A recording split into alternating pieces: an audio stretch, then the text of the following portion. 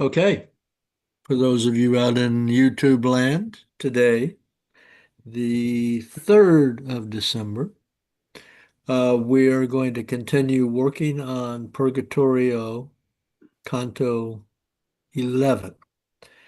We shall proceed by Dee Dee is going to read us the Chiardi overview of it. And then we worked on lines 1 through 46 last time. We're going to go ahead and read those, but we're not going to discuss those necessarily. And then after we've read to line 46, we will begin reading small passages to discuss what we're reading, clarify and discuss.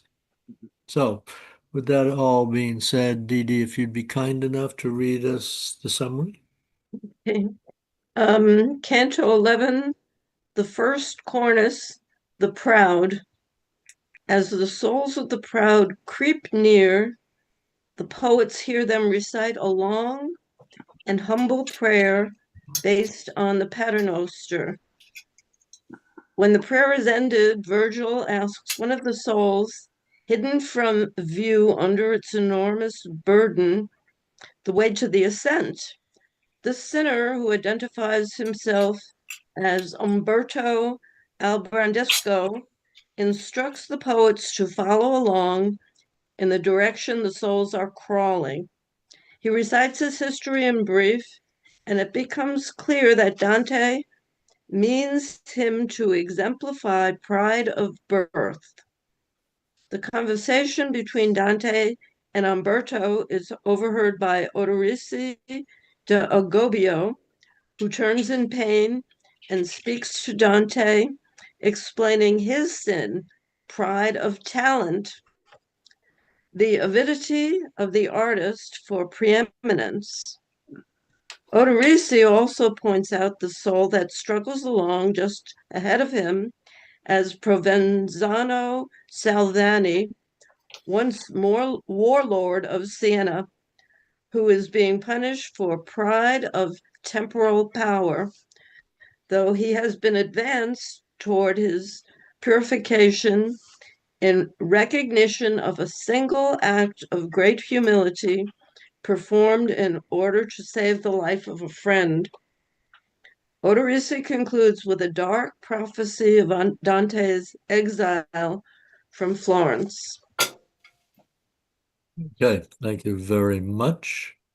With that being said, Des, if you would begin the reading of lines 1 through 46. Just read as much as you want and then pass it on to Dave. I start ahead. The translation I have here is the commentary on it is broken up into different sections by line number. And the first one from 46 goes to 48. Yeah, 46, 47, 48. So that's logical. Almost every translation is written in 3-line chunks. Yeah. So I read that and we see how it goes. Okay. Well, remember, you're going back to line 1. You're starting at line 1. The prayer. Oh, again. Oh, I thought we did it last week. Okay, but line 1, where We am I? did do it last week, but we're just going to read from lines 1 through 46. Okay, very good. No necessary discussion, although who knows, someone may bring up a point of order here. And then at 46, we will begin reading in chunks where we will stop regularly to clarify and discuss. Very good. Okay. Our Father who dwellst in the heavens, not circumscribed, but from the greater love thou bearest to the first effects on high. Praised be thy name and thine omnipotence by every creature, as befitting is to tender thanks to thy sweet effluence. Come unto us the peace of thy dominion, for unto it we cannot of ourselves, if it come not with all our intellect. Even as thine own angels of their will make sacrifice to thee, Hosanna singing, so may all men make sacrifice of theirs. Give us this day our daily manna, withouten which in this rough wilderness backward goes he who toils most in advance. And even as we trespass, we have suffered pardon in one another. Pardon thou benignly, and regard not our desert. Next, please, uh, Yeah, sure. Dave. Put not our strength, I'm on line 19. Put not our strength too easily ensnared and overcome to proof with the old foe, but save us from him, for he tries it hard. This last prayer is not made for us. We know, dear Lord, that is needless, but for those who still remain behind us, we pray so. Even thus, for there at our good speed arose prayer from those souls beneath their burden curled, and going as in dreams one sometimes goes, where the first cornice its slow length unfurled painfully round, diversely laden thus, purging away the tarnish of the world. If a good word said always there for us, what should not here be done for them by prayers from those whose will takes root where all good does? Truly we ought to help them cleanse the smears they carried thence, that weightless and washed white they may fare forth and seek the starry spheres. Duncan, Ah, line 37. yeah. Ah, so many pity and justice you disburden soon, that ye may have the power to move the wing that shall uplift you after your desire. Show us on which hand towards the stairs the way is shortest, and if more than one the passes, point out that which least abruptly falls. For he who cometh with me, through the burden of Adam's flesh, wherewith he is invested against his will, is chary of his climbing. All right, so that's where we were going to read up to. Is anybody else picky like me who wonders the word cornice? They are walking along a cornice. Now, in house building, a cornice is a narrow strip generally that goes up, I believe, around the ceiling. And I emphasize the word narrow. So I find it curious that Virgil is asking the way. I'm looking in my dictionary for cornice. Did you Okay. say around the ceiling? I think so. I think that's what a Hmm. cornice is. It's up towards the ceiling. It's kind of a decorative piece that yeah, any horizontal decorative molding that crowns a building or furniture element. It's so interesting how it's such a familiar word. There are so many of them, and we're not really sure. Um, Mhm. cornice. I find on the American Heritage Dictionary, it's a horizontal molded projection that crowns or completes a building or wall. Two, the uppermost part of an entablature. Three, a strip of molding that runs along the upper part of a wall just below the ceiling. Yeah, So, that makes sense yeah, because there's a wall and yeah. then there's a projection, which is what they're walking on. uh, according that it's the same word cornice in the Italian, but according to my dictionary, that can also be the ledge of a mountainside, Okay. Ah, Yeah. a ledge. Yeah, okay. which I don't Yeah. think a cornice can be in English. Uh-huh. So Here, it isn't a flat thing that goes along the ceiling. It has a projection that you can walk on. Well, in actual fact, what these things are for, when you are building houses and buildings, you have the problem of how do you connect? So let's say you have your ceiling and you have your wall and it comes up and they Yeah. meet. Well, that's usually pretty ugly. Yeah. Okay, If this you is the don't, cornice. This is the cornice. Yeah, yeah. yeah. And so you lay a cornice in there between the ceiling and the wall to make it look better and to actually cover up any space. See, Hmm. for Because decoration, better Sounds decoration. like corner, doesn't it? I didn't see that in the definition. I put something in the chat, both Webster's definition, which is consistent with what you've said, and an illustration. Is that what you're thinking of, Duncan, where it's in the illustration where it's got this is labeled with the C, so it's just below the top? yeah, it's fine. Okay. Any of those, all these are all, if you look between, so you got a ceiling and then you got, I'm not sure what that is, and then you got a column. So you always have to, and usually these things are made of different materials. So to make it look good and to cover up defects, because remember, these people were working with hand tools. Yeah. And so the idea of getting a completely regular line, it was difficult. It's, you So, know, you're thinking of a wall, but they're going around a mountain, so it's a right, right, right. round I turn. understand that, but the idea is it's fairly narrow thing. Yeah. So I just find it curious that Virgil is asking. It's almost like this, Virgil asking the way to places is kind of pro forma. It's a simple way to engage in a conversation. Hmm. Could What, be. what's interesting actually is that the definitions that I posted and what you've talked about speak of a projecting horizontal member. Number three is overhanging, and yet the illustrations do not give that. They've got the fact that it's sort of it doesn't seem to be overhanging. It's almost like carved into the mountain. Uh-huh.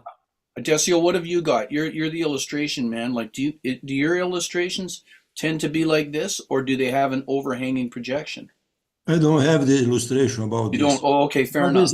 it's a paths around the mountain. Yeah. It's a path around the mountain. Like Yeah, like like the Borgias we have in the Inferno, now we have yeah. the cornices. Yeah. Right. Now, Interesting what's analogy. the Italian word? Do you have that, John? Cornice. Cornice, cornice. Cornice. which is a ledge around the mountainside, as John was mentioning Yeah. before. Yeah. And I would I'm sure you have seen photographs of uh roads in Chinese mountains. Oh, yeah. Oh, Yeah, You yeah. know, where usually you have a big yeah, truck and then you have this little tiny road where yeah, yeah. the wheels on the outside are almost going over the mountain. And that's what I would imagine this cornice is like. Yeah. It's a narrow path. And that's why I'm saying it's almost like Virgil is just, I mean, Virgil knows which way to go. It He's would got be to, good because you're to going find up. a work of art that has illustrated that place. Hmm. Anyway, Having said that, I have no About technique for doing it. the yeah, praying about our Father is we have Hail Mary and Our Father, no? And this goes uh, omnipotent and so on, and also talks about give us our bread, everyday bread. Normally, I don't know in English how Right. to say it. yeah, Yep, our that's bread, right. give us our, Pray our daily bread, but yeah, give our daily manna. our daily Manna manna. is from the time of Moses in the desert. Hmm. They received manna to Right, Yeah. Right. And right. that's humbleness because the Israelites got tired of the manna and they were complaining and getting God furious with them. Yeah, those people are always complaining about something. No wonder God was Yeah. irritated. Yeah. Ingrates. So So, here is It's a, Mount it's a, Purgatory. it's a comparison with the desert that the Hebrews were going to Israel in the wilderness. So there is a word wilderness here yeah, also. we would actually pronounce that as wilderness. Wilderness. Excuse me Yeah. about my poor English. Sorry about it. No, it's not. Your English is great. It's certainly Yeah. Yeah. There's another one. tremendously better than my Portuguese. Because your I sometimes is E, sometimes is I can understand the logic of this. Yeah, Yes. no, no, Very no. complicated. So If you ever here's want, the Decio, I have color charts of English pronunciation. And you can see why English spelling is such a mess. Is it a mix of many languages? Latin, French, Yeah, German, yeah, yeah, Viking, Danish, and Celtic, and so on. yeah, yeah. Yeah. It's like an amoeba. That's right. We accept all comers. Could I just say before we move on to Dee Dee's point, that Decio, I appreciate you raising that because my translation gives manna too, and I guess it is Dante's way of reminding us that as the ancient Israelites were escaping from Egypt, they were making a journey to a better place. Yeah, yeah, So yeah. too are the people who are doing these rungs, cornices of purgatory. And I think I'd not picked up on that till you mentioned the manna thing, but yes, it's a reminder. It's a reminder of the biblical parallel. Yeah, it's a comparison. It's like Yeah, a yeah, yeah, metaphor, a yeah. metaphor, Thanks. absolutely. metaphor. Hmm. But Sure. That has to be a metaphor since they don't have bodies. yeah, I was just going to say, they really don't need their daily mana at No. this point. True, but So I think to it has speak to to be, that, like you said, a metaphor. yeah, Well, it's yeah. so interesting because they are so exhausted, even though they're just souls I know, and they're carrying carrying weights, these and they're carrying weights boulders. too, DD. Yeah, They are carrying big stones in the Correct. boulders. Yeah, Right. next country. They are carrying big stones way up in the mountain. right. Uh-huh. Uh-huh. It's May the I, weight of their sins. I Dee. realize that we were supposed to have discussed all of this stuff previously, but I'm fascinated by line 15, which in the Longfellow is translated as backward goes he who toils most to advance.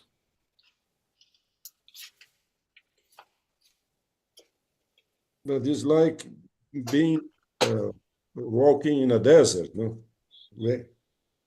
A desert, because in italiano senza la qual per questo aspro deserto, arresto va chi più di gir si affanna.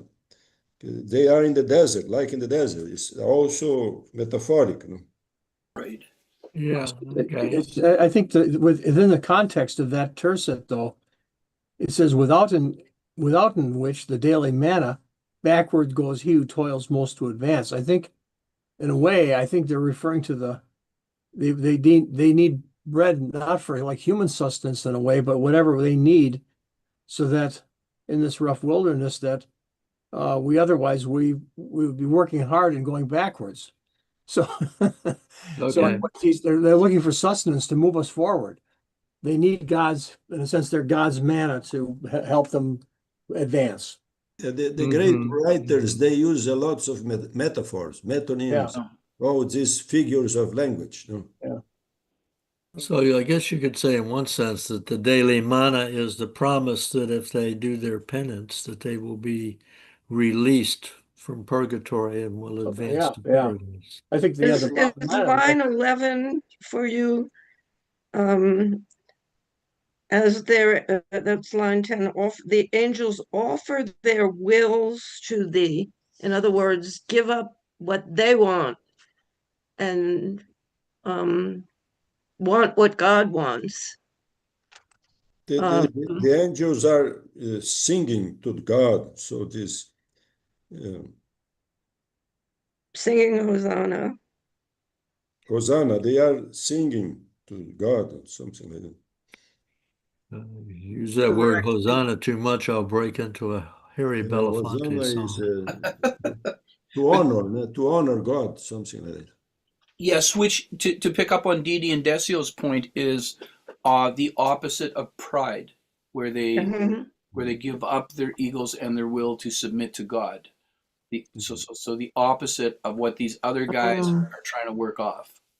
oh yeah, and that's why they have to keep saying the Pater Noster or the Our Father. Right? Yeah. Ah, very good. I don't Um, know.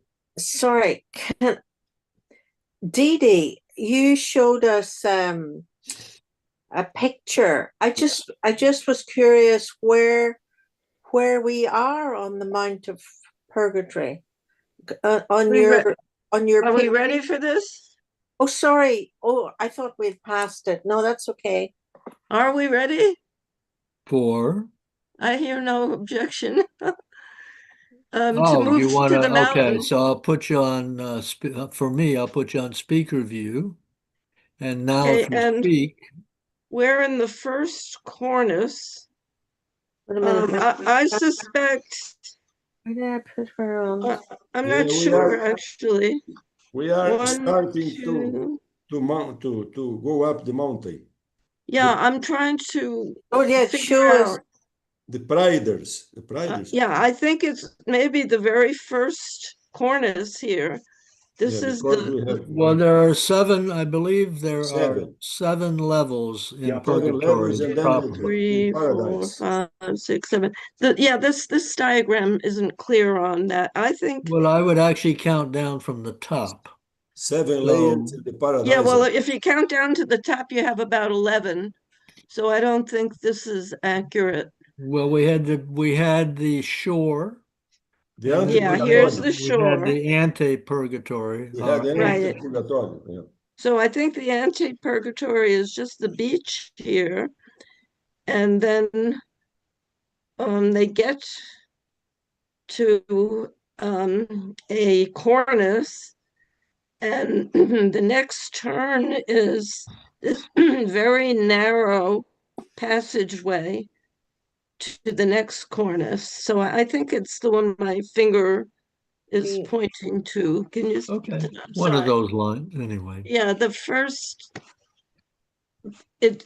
thing that looks like a cornice. Okay, oh, well, I think one of the interesting things based upon Dee Dee's, I think that so looking at Dee Dee's thing, it's like the third thing is pointed up more than the others. And I think it's a commonplace in listing of sins that pride is the basis of all sin. Right. And so it is the most difficult to overcome. So it would be logically represented by the steepest ascent. So I say right now. I may change my There's mind one that later. actually looks blocked here where my finger is. Okay. It's not really easy to see on this Well, remember we diagram. got those staircases. We got those staircases when they get through ante-purgatory and they come to Yeah, that there's a staircase. staircase-ish sort of thing right You up think that's above where the it is shore. and not here? There's a staircase-ish thing right here. Oh, okay. I see another one myself a little further up, but Well, it looks like a staircase, but that goes straight up the cliff. I don't think that's it. I think the staircase goes through one of the openings okay. All right. in the cliff edge, the rock face. Okay. That's just a genuine cliff that none of them were ever going to climb with their burdens. With their burdens. All right. Are we ready to begin reading Um, from line yeah, 46? you know what? Sorry, Dave the anchor here. There was a point that Cleveland John made a few minutes ago, and I just sort of wanted to swing back to that if we Sure, could. sure. Say, No you know, need for we're always playing this game of psychological juggling, and we talked about it in the Infernal, that these guys don't have bodies in the Infernal, or women, but they're suffering corporeal punishment, Yeah. right? And so this is the same thing here when John talked about, okay, so like what, the manna we have to see as metaphorical, we would have to see the weights as the same thing, because these guys don't have bodies. And in fact, in the part we just read, Virgil points out to them, hey, this guy's still got Adam's flesh, so he's finding it kind of hard going. Right. And so we're always doing that. And I think it's a little different when we get to the Paradiso, and it actually makes for a more boring book. Yeah. Oh, I don't think it's boring at all. No, not this one, but the Paradiso tends to be, because it tends to be more kind of ephemeral and celestial. I think it's about subatomic physics. I think Okay. it's very exciting, but the physical burden, the physical pain, there's also psychological pain when you're a sinner and you have to wake up to the sins you committed. That hurts. That's why it's so hard to do. So I think there are two kinds of pain here. Yeah, well, there are those who would insist that it's all psychological, even when you have a body. Yeah, I have a yoga guru who went through a sadhana and went through pain for 365 days or 55 days or something that I wouldn't. You're not ready for that? No, she talked about how she adapted to this physical pain, separated her Hmm. um, spiritual self from her physical self so that it didn't hurt. She she the suffering was separate from her spiritual self, right there in front of us Okay. every day. I followed it every day for 2 years, actually. She did it 1 year and then I repeated it In the person second or year. on some sort of video thingy? The what? In person? In You, person? Well, it was a Zoom. okay. All right. It was a video. It wasn't a real Zoom, that I could link into every day. YouTube. Okay. Okay. Well, there are those who insist that when dealing with pain, that the tendency of human beings is to try to run away with it, run away from it. Uh, but that actually, if you put your consciousness on the pain itself, that the pain will resolve. But that's where you let go your will, thy will be done. So you watch.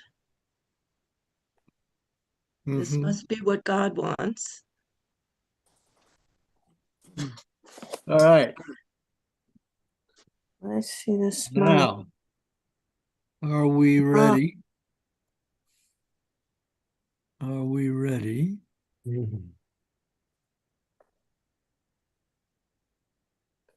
I think I'm up maybe. Yes. Okay. Yeah. So at beginning at 46. Hmm. The words of theirs which they returned to those that he whom I was following had spoken. It was not manifest from whom they came, but it was said, to the right hand come with us along the bank, and ye shall find a pass, possible for living person to ascend.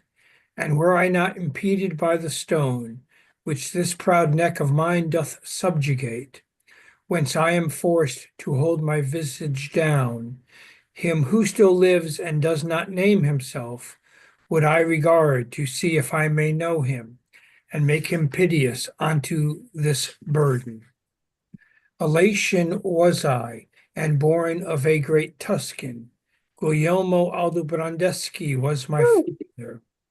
I know not if his name were ever with you.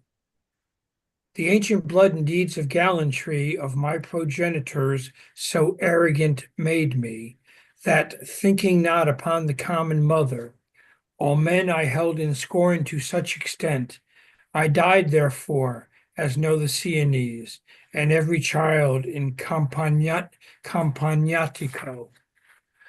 I am Umberto, and not to me alone has pride done harm, but all my kith and kin has with it dragged into adversity. And here must I this burden bear for it, till God be satisfied, since I did not among the living, here among the dead. Okay. So that seems fairly straightforward. He's proud of his lineage. Yeah. Mm-hmm.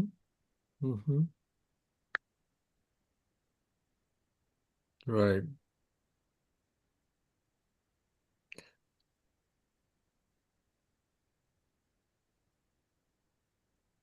So they are carrying this burden. Burden is the stones, no? Maybe. And here must I this burden bear, for it to God be satisfied. Yeah.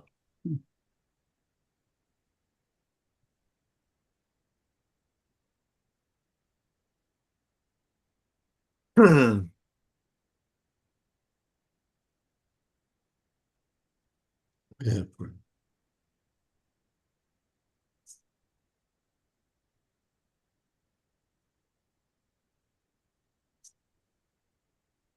Those are images of Canto 12, but it shows they Oh, carry the stones. yeah. Okay.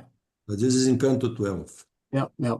That's a little bit ahead. Oh, okay. Yeah, they're kind of all in one piece. These three cantos, I think. On the stiff necks. Well, Yeah. Yeah. Stiff necks. Oh, should we read on?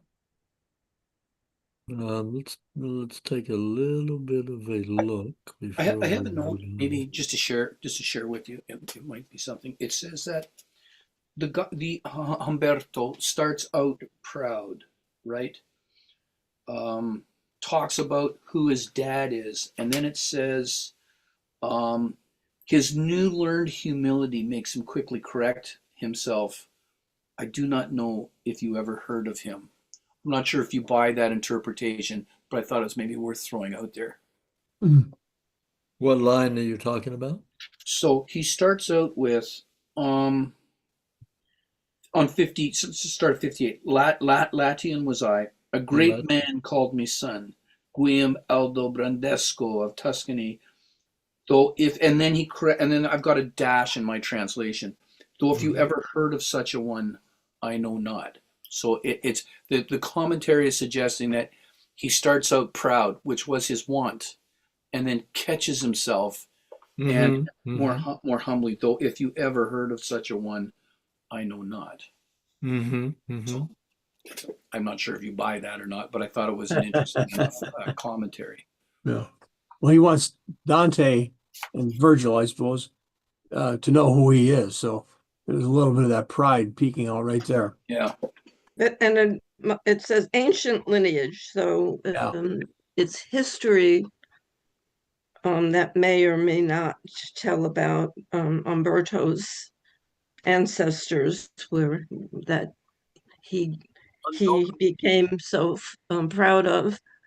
I think it's interesting that in line 67 through 69, he says, this was not only a problem for me, but it was a problem for all my kith and kin. Yeah. Has pride done harm, but all my kith and kin has with it dragged into adversity. Interesting. In line 52, and were I not impelled by the stone, which this proud neck of mine doth subjugate, whence am forced to hold my visage down. So, Mhm.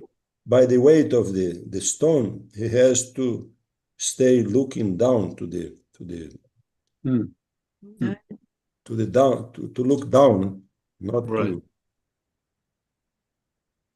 This is also I think is also metaphoric, to be humiliated. Yeah. So he must have repented for something, or he wouldn't even be there. But what his last kind of repentance, which qualified him for Mhm. purgatory, was that the story isn't here, as far as I can see. Yeah. I don't know There's if a note, sorry, there's a note here on lines 58 to 69. It says the speaker is Umberto Aldobrandesco, second son of Guglielmo Aldobrandesco, who is dead by 1256, Count of Santa Fiore. And it says see Purgatorio 111. But he was also the head of this powerful Ghibelline family. Umberto was murdered by Sienese Guelphs outside his fortified castle in 1259. He lays the fault for his death and the need for his current penance on his family's pride in its name, which made the Aldobrandeschi consider themselves better than others merely by act of being Aldobrandeschi. The reference to every fante in Campagnazio, Campagna. Umberto's feudal holding of his castle where he died in battle, is variously interpreted. The word in Dante's Italian may mean one, infantryman, two, any man at all, especially one of lower class, and three, a very young child. Most commentators support the third view, and we have followed them, but all three are potentially valid. For the notion that this 11th canto of the Cantica is part of a program that is built on the number 11's numerological significance as transgression Hmm. because it exceeds the Decalogue, the formulation in St. Augustine's. See if it just references after that. Mhm. But Dante apparently went very deeply into this stuff. It's amazing, really. Yeah. there is two cities in Toscana that were always fighting one against the other. It was Siena and Florence. Florence. They are always fighting one against the other. Yeah. It says the charity note, Umberto's death broke the power of the Aldobrandeschi family, their rule passing to the Sienese. And it said All because of pride pride. destroyed not only him, but all of his line and its adherents.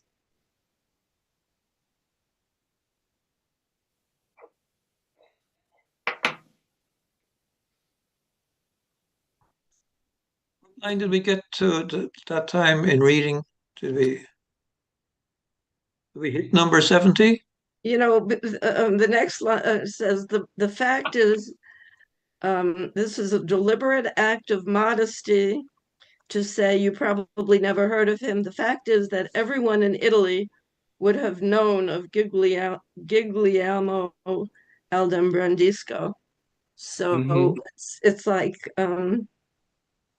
a kind of modesty that is even, I would just say, phony. False modesty. Yeah. Yeah. Um, well, it's interesting that too that he observes that. Well, I guess if the reference to the fall of the kith and kin. Pride has dragged the kith and kin as well as him to adversity.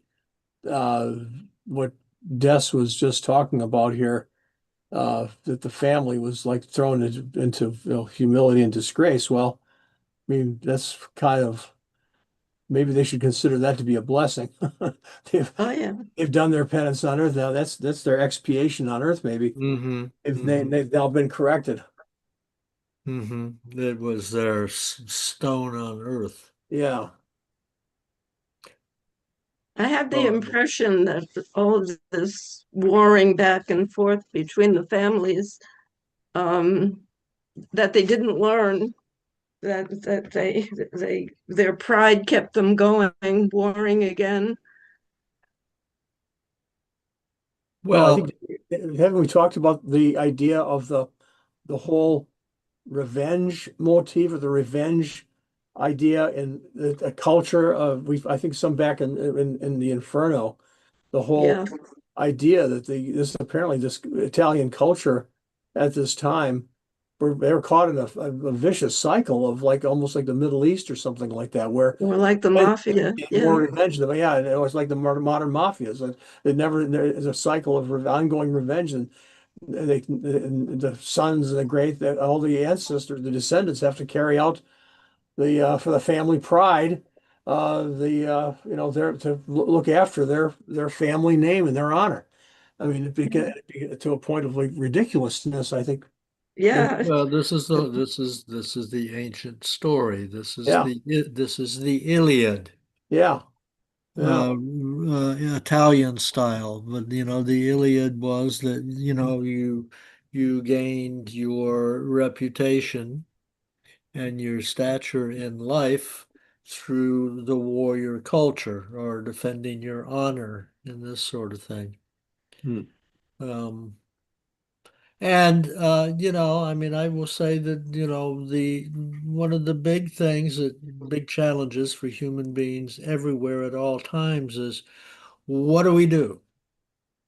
I What do we do with this time we have? Hmm. And have a question. Yeah, I'm sorry. and drama, you know, be it romance or war, are, primary tools for filling up time. And Wonderful. I have a question for John. Um, Which I'm one? reading the elder. No. I'm reading this very kind of basic sort of introduction to the classics, and it says that our knowledge of the Greek gods, who became the Roman gods, came from Homer. He was the one who kind of put together what came to him from the past and where we're coming from. Does that make sense to you, John?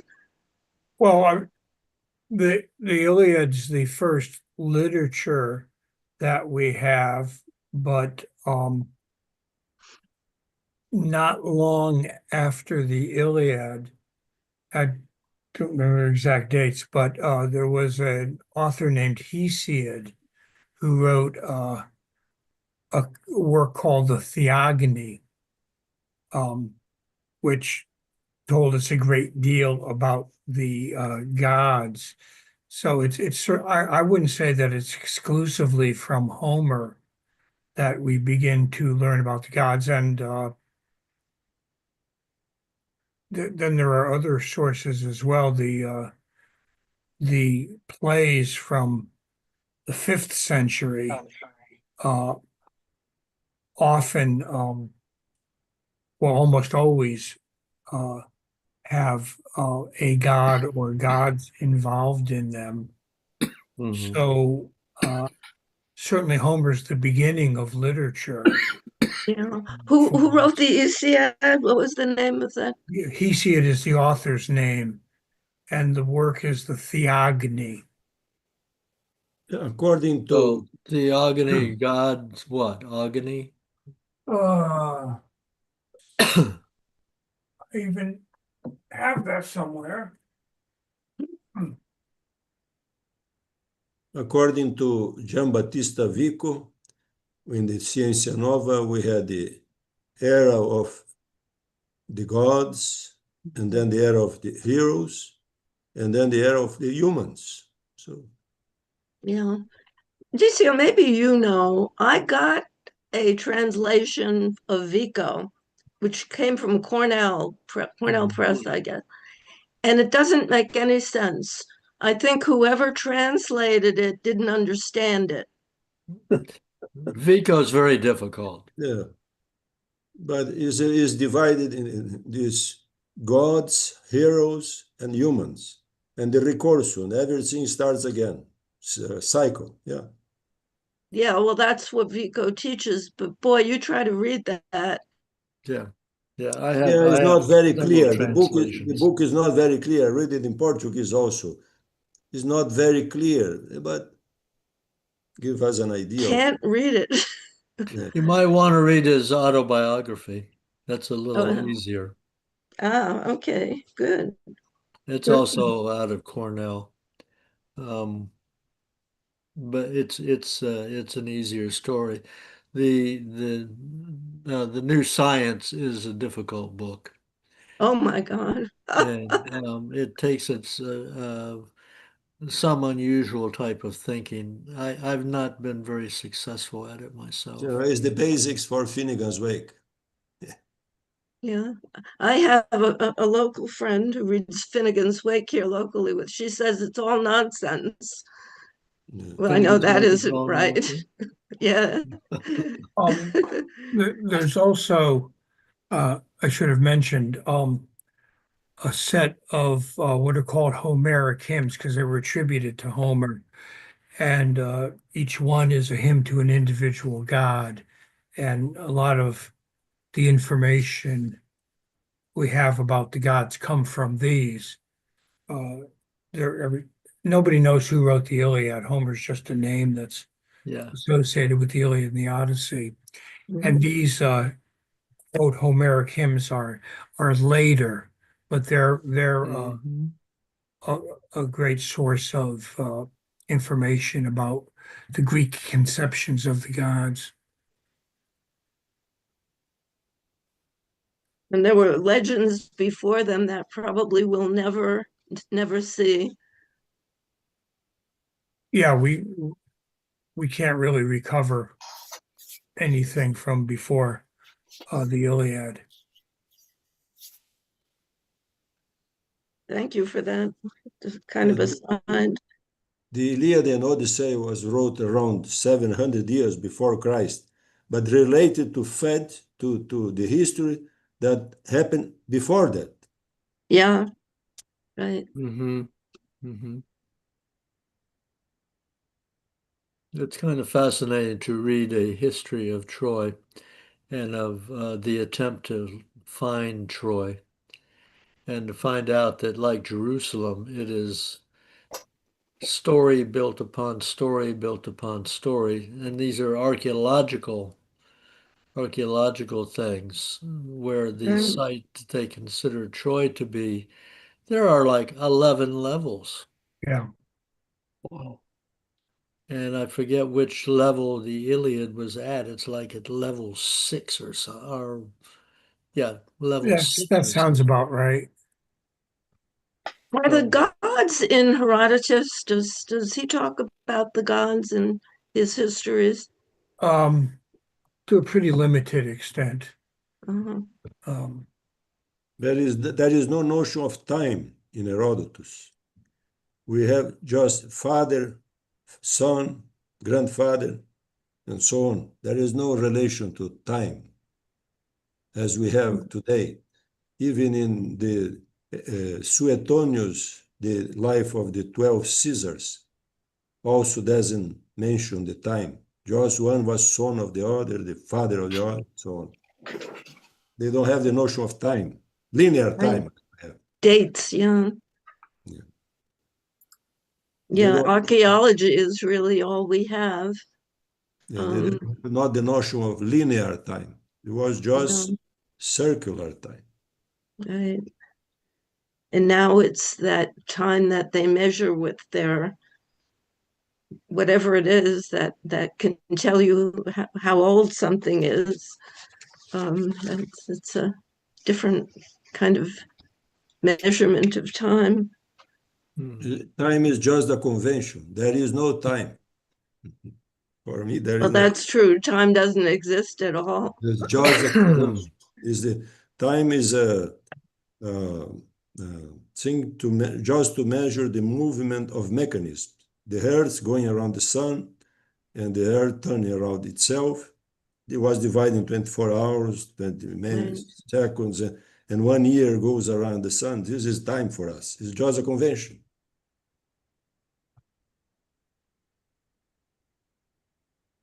And time is circular because if you want to know what year we are, maybe you are in year 1 billion and something or 14 billion because the universe has 14 billion years. And so we are in the year 14 billions, 20 millions, and 25. It's all a kind of poetry. So where are we in the reading of Where are we? Yeah, well, I don't know the number of it, but I'm prepared to start where John left off. So They're talking about time here, a little 73, I think. further ahead. whatever. So Yeah, I think it's line 73. 73, listening, I downward bent. yeah, that's where I was. Before you go on that, do you want to hear a talk about 7072? Oh, Sure. Umberto is the first penitent in purgatory proper who speaks to the travelers. And his last words clearly identify the purpose of purgation in the process of absolution. What seems to be the case is that all those who have penance to perform on any particular terrace need precisely to give satisfaction before God for their transgressions on earth.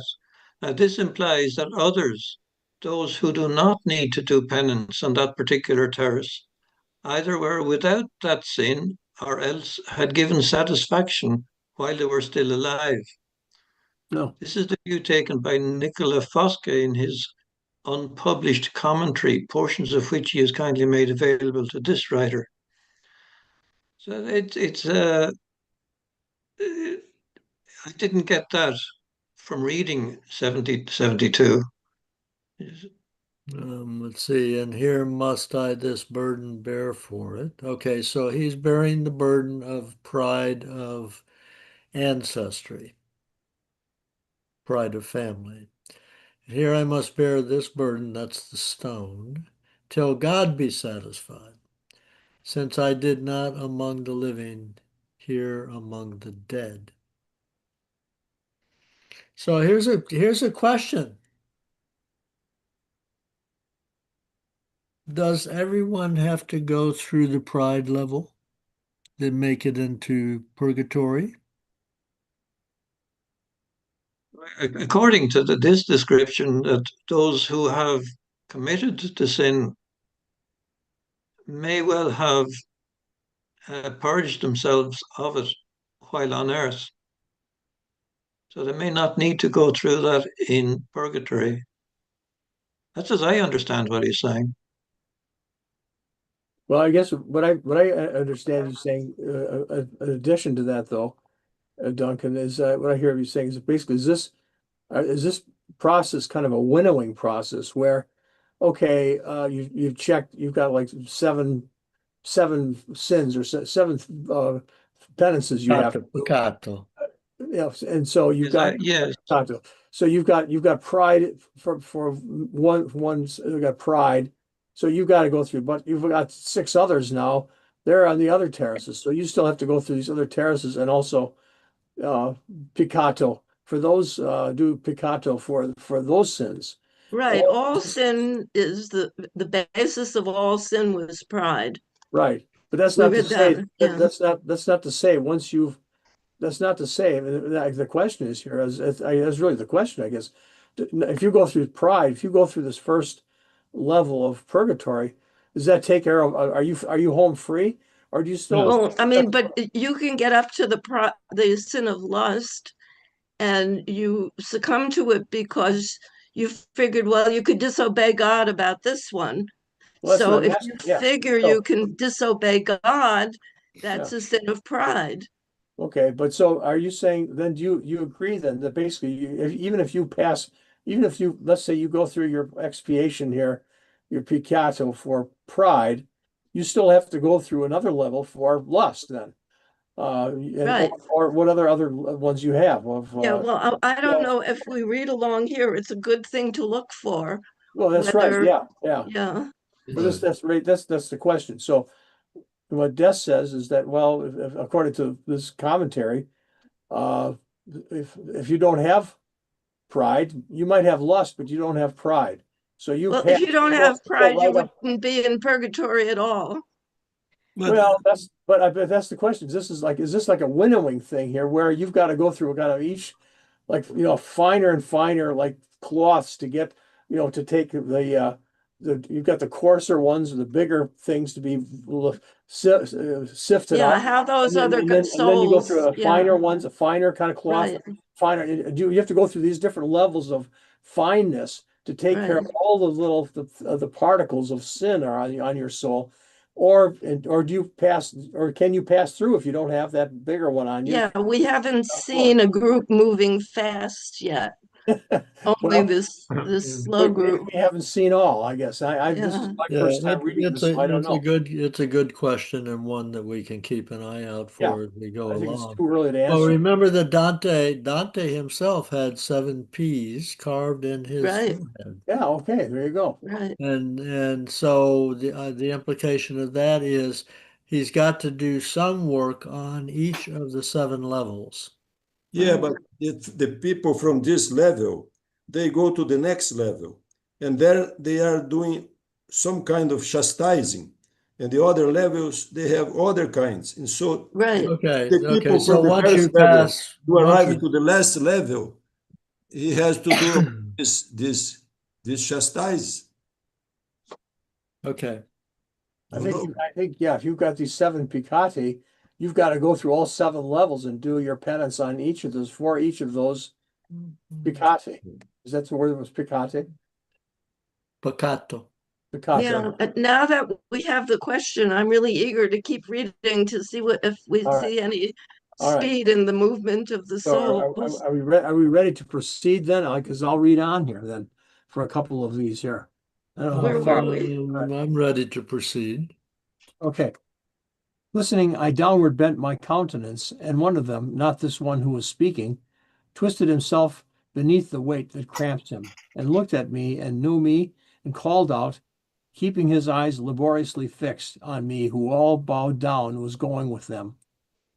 Oh, asked I him, art thou not Oderisi, Ogobio's honor and honor of that art which is in Paris called illuminating? Brother, said he, more laughing are the leaves touched by the brush of Franco Bolognese than all his the honor now, and mine in part. In sooth, I had not been so courteous while I was living, for the great desire of excellence on which my heart was bent. Here of such pride is paid the forfeiture, and yet I should not be here were it not that having power to sin, I turned to God. O thou vain glory of the human powers, how little green upon thy summit lingers, if not be followed by an age of grossness. I wonder if he Uh, murdered his rival. well, I don't think so. I'll just stop there and we can discuss this here. I think he's got a long, I think he's like, I think a long quote that goes on to the next page. So I'll just stop right there. Okay. So we want to talk about this then? Yeah. Yeah. Yeah. So we have moved on from pride of family to pride of talent. Yeah. So he's now an illuminating artist, I guess. It was maybe one of these artists of the Middle Ages who knew how to make pages. I've seen like, of scribed works or whatever that are with gold leaf and stuff like that that they really are illuminated. They really shine. They glow practically. But here Well, No, he is. all the notes say here, is that Odorissi labored to keep rest first place from his own student. It doesn't say he did anything cruel to his student.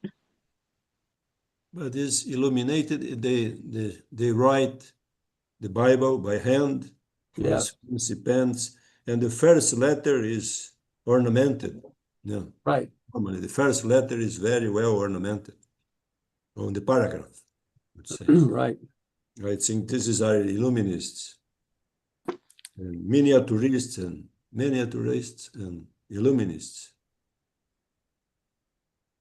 Because they didn't have the press before Gutenberg. Oh, no. So they have to write. So in the monasteries, the monks use it to write. The Yeah, there was a manuscript wonderful novel the about the scribe. Illuminators. The name of I the wish rose, I could Umberto remember. Eco. Yeah, the name of the rose. Yeah. Yeah, Show there's a fabulous novel about the Illuminators, mystery really, and I can't think of the name of it. If Hmm. I do, I'll Was I'll that write it on the oh, chat. Desi, Didi, I think it was Decio, I think named it was the name of the the name of rose the by rose. Umberto Eco. The film is by Sean Connery. Yeah. Sean Connery, yeah.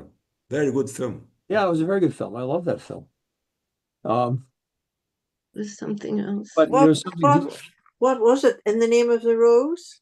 it's called The Name of the Rose, yeah. The name Umberto of, Eco. Based on the Eco Umberto novel. yeah. About those, weren't they Benedictine monks? Yeah, I don't remember. No, it's been a while. Dominicans, Benedictines, I don't know. Dominicans. I've got a note about Ordes or Orderici, a manuscript illuminator from Gubbio in Umbria, who died in the late 1290s. He exemplified the pride of a famous artist. In Purgatory, he shows he has learned humility. First, he praises the work of another miniaturist, Franco of Bologna, above his own, lines 82 to 84. And then he delivers a homily to Dante on the emptiness and transience of earthly fame, including that of artists, line 94 to 96, and poets, lines 97 to 99. That's all. Mm-hmm.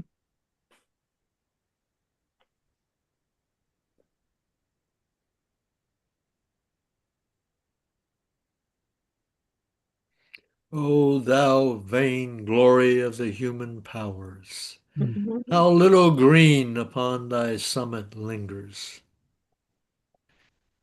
if be not followed by an age of grossness. What are you quoting, Duncan? Lines 91 through 93. Oh, I see it.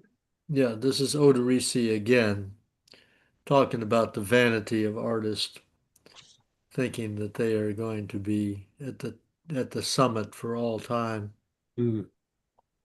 How little green upon thy summit lingers.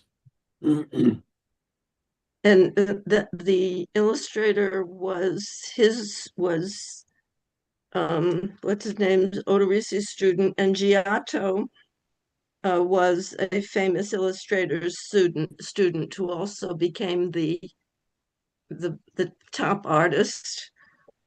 Well, Giotto, I believe, is the one who's given credit for coming up with perspective painting. Giotto. Giotto painted the Battisterio in Firenze in front of the church of Madonna dei Fiori, no? Santa Maria dei Fiori. Mm-hmm. Battisterio is a construction with eight sides. Inside is the mosaics with inscriptions of something. Yeah, it says Giotto became the true father of the Renaissance tradition of painting from nature. He was probably a friend of Dante's, Yeah. and the most familiar portrait of Dante is one commonly but uncertainly attributed to Giotto. He painted the Battisterium, the place, What's the, the baptized people in Florence. Yeah. Didi, what's the name of the painting of Giotto? Giotto. It doesn't say. It's the most familiar portrait of Dante, and I can kind of envisage with his sharp face and big nose, And his but it Mhm. hat. doesn't say the name of it. Sylvia, I think I see on the cover of your book, which has been you had in front of the Oh, screen. Yeah, here it is. I It's think it's right probably there. this. Yeah. yeah. There it is. Giotto di Bondone No, it's was No, somebody else. this one is by Botticelli. Oh, all right. He's Well, 1444 to 1510. well, maybe he Yeah. copied Giotto's. That certainly is it must be kind of a comparable likeness. They must have gotten that right with the sharp angular features. Yeah. Yeah. well, if there had been no Giotto, there probably would have been no Botticelli Yeah, that's as what, we know him. yeah. Giotto is given credit of being the first perspective Okay. painter, where they moved beyond flat two-dimensional paintings Mhm. into three-dimensional paintings. Affrescos. I don't know in English. Affresco. Al fresco? Oh, yeah, al fresco in English is al fresco. Yes. So they That's a did. very difficult, that's a very difficult uh, style of art because He's one of the fathers of the we have to work with the materials very, very rapidly, I believe. North before they get dry. No, Yeah, yeah. Yeah, While it's yeah. still wet, you gotta. I've done some of that. I know a guy who does it and he takes classes. Yeah. Yeah, you have to go really fast This is with considered one of the father of the Renaissance. Mm-hmm. Giotto, you mean. Giotto di Bondone. but do you know, yeah. But it's just, it struck me, looking at a lot of the paintings and stuff, the artists were very dependent on benefactors, and the Mm-hmm. benefactors had to have their portrait in the paintings sometimes. And it just makes me think about this whole thing about pride in purgatory. And I look at all this stuff when I'm in Florence. So Mm-hmm. I'll be looking at it differently. Yeah. Go to just think of any art gallery where all these kind of smug, wealthy people have their portraits painted, and they're pretty much as a gallery of pride right there. Yeah. No, but these ones have the, religious paintings, and Yeah. then they have themselves somehow or other embedded in it, Mm. which Oh, is really interesting. oh, so you mean they have these people have been sort of painted into some religious scene or something, like maybe Yeah, as yeah, as if they're present at the birth of Jesus or something like that. yeah, Oh, huh. yeah, Yeah. yeah, this sort of stuff. That's a kind of The style. note here says that Dante's portrait by Giotto is in Florence at the Bargello, probably Bargello. Yeah, Bargello. that is one of my favorite. Yeah, that was a prison at one time, and now it's a museum. Yeah, that's one of That's the one in the tower. no good sculptures, lots of sculptures, famous sculptures. Mm. yeah.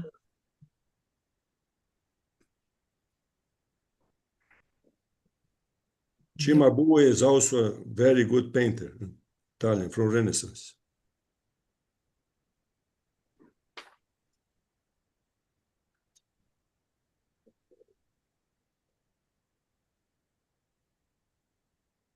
So we've kind of moved on to that. Cimabue, is that the name you said, Decio? Cimabue painting, Cimabue, Renaissance okay. painting. All right, so we should read on then, I guess, here. Who's Is my next? time? Hold on. Dee Dee, you're next. You're the next. What line are we on? 94. Yeah, 94? yeah. Okay.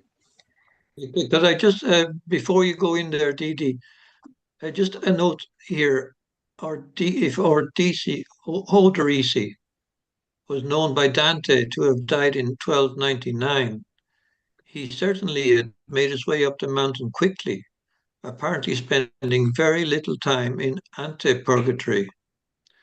And later on it says, Ordisi must have reformed his ways very early, since the late repentant spend equal time in ante-purgatory as they did while they were unrepentant on earth. Hmm. Or Yeah, perhaps Dante thought he Oh, that died was the later. actual time period that if you, for example, if you were full of pride for 20 years, then you had to spend 20 years in purgatory at the pride In level. ante-purgatory, yeah. I Okay. wonder where that whole structure, time structure came from. Dante made it up.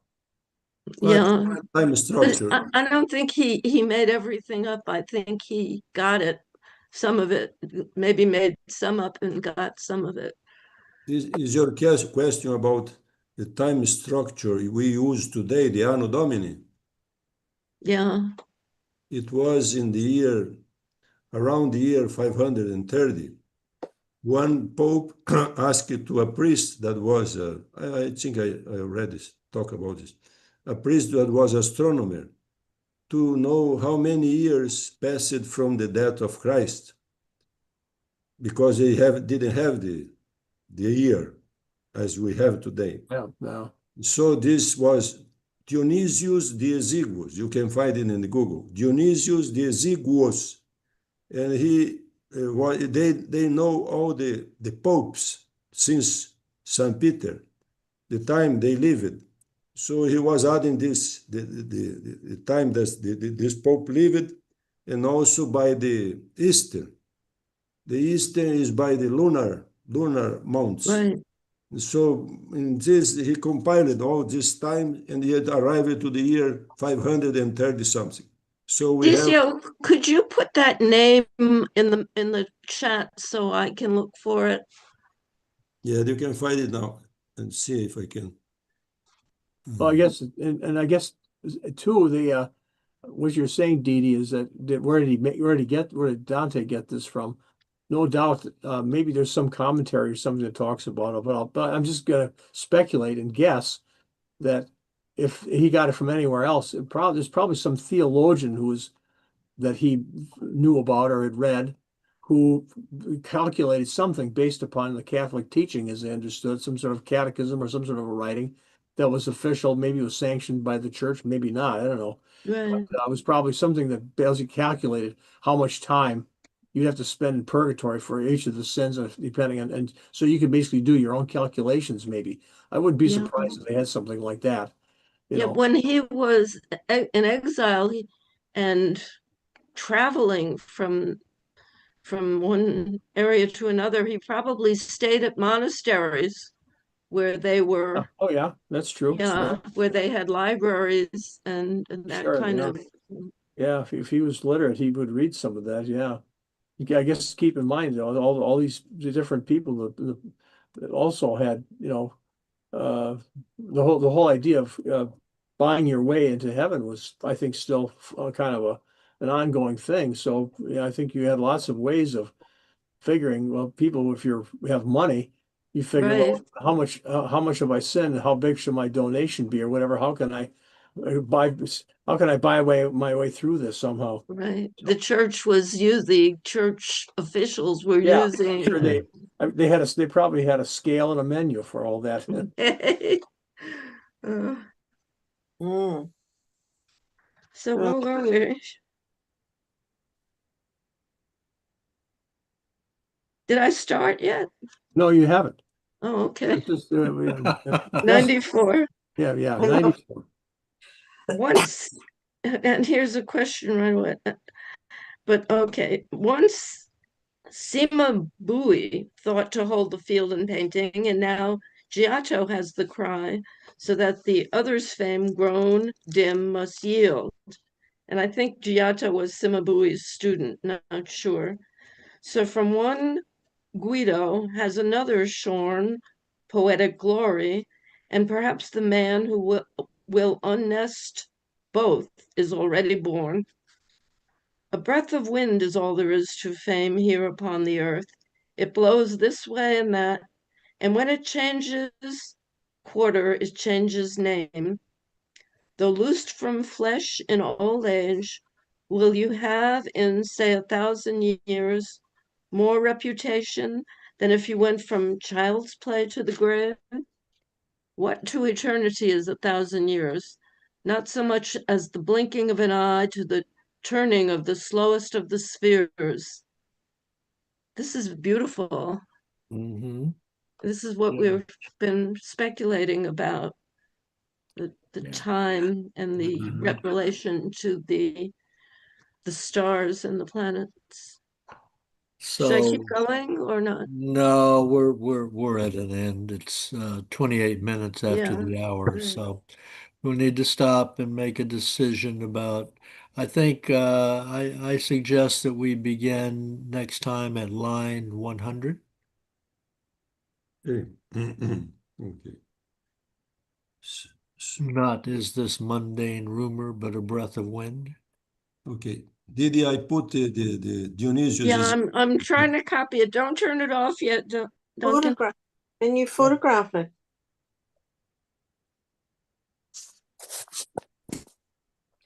I I put a map in because I don't know how does Dave, how do you put stuff up? I couldn't get the maps to go up.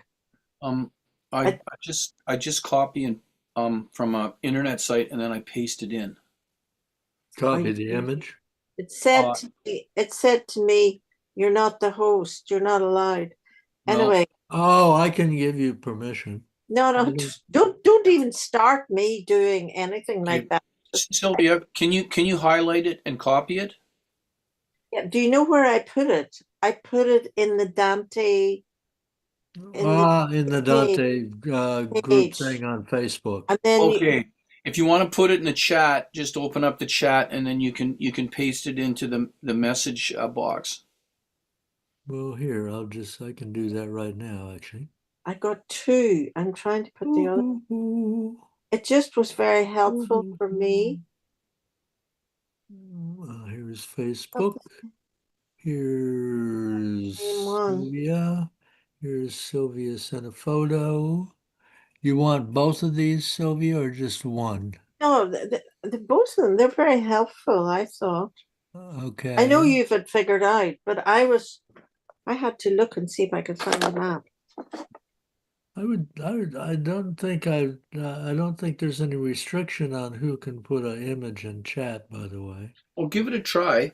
Yeah, because I mean, I've been posting fairly freely in He chat. does it. Yeah, No, but done the same thing. can you Yeah. can you do it, Duncan? Yeah, I'm doing it right now. There's one. Okay. Got it. And here's two. As soon as I get there, there we go. Oh, so Here's two. that's our map, kind of a Yeah. cross section of purgatory here. Right. I've got that in my Dorothy Sayers translation. Yeah, there's Oh, have you? Yeah. right. Yeah, that it is helpful. Yeah. Mhm. Because if you look where it says Peter's Gate, it actually shows you, if you look really carefully to Yeah. the right, it actually shows you the opening for the gate. Yes, so it does. What page is that on, Dave? Yeah, just a sec. Oh, okay. So if I can exhibit a little bit of pride here. So it is the third level where they go up the stairs. Right. That's Dee Peter's Gate that has what, 7 stairs or something like that? Okay. Dee, page 62. Try that. That's what it is in mine.